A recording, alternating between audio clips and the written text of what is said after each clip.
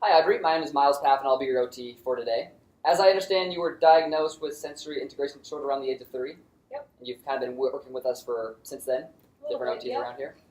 Okay, well, first of all, as you probably know, sensory integration disorder is much more prevalent in children with academic and social learning disabilities, such as autism, ADHD, and Down syndrome, right?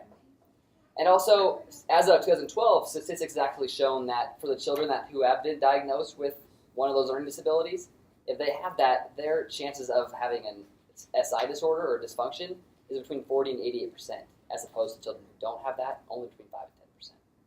So can you tell us kind of a little bit about your experiences when you were a kid?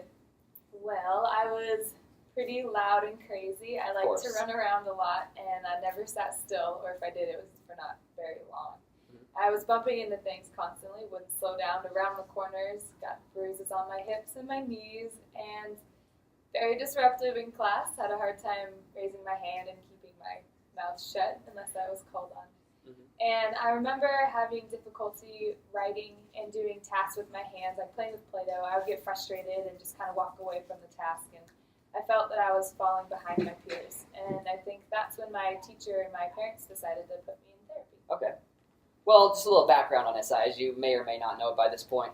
SI was founded, or really started being looked at by Gene Ayers in the 1960s. And then about 20 years later, it was progressed and really developed by Whitney Dunn. And she basically took Gene Ayers' ideas and broke SI into 4 different categories, and basically put it into a matrices and compared compared all the concepts between tolerance and passivity. So, for example, children who were classified as being sensory avoiding or sensory sensitivity, they were very low tolerance but had varying degrees of passivity based off what they were classified as.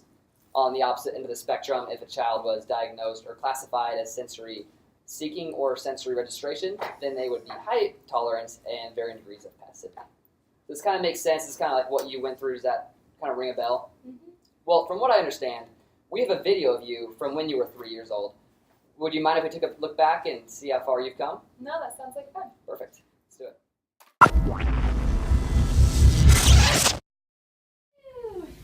So, Allie, I know we talked last time that we were going to do this, but can you remind me again how or what we're doing, why we're doing this? Mm-hmm. So, we took the assessments last week, the Dunn Sensory Profile Caregiver Questionnaire and the Sensory Profile School Companion, and we figured out that Audrey has a hard time integrating her systems and using them in daily life.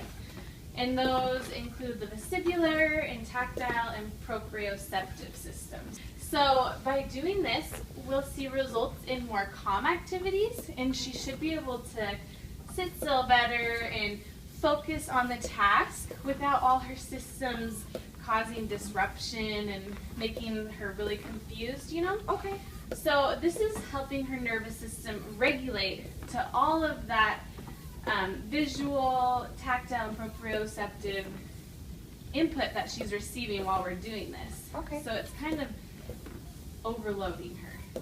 So I know we talked about this last time, and I did some research like you'd suggested, and I did find that that this is popular. It's a very common intervention. Can you make it on the trampoline?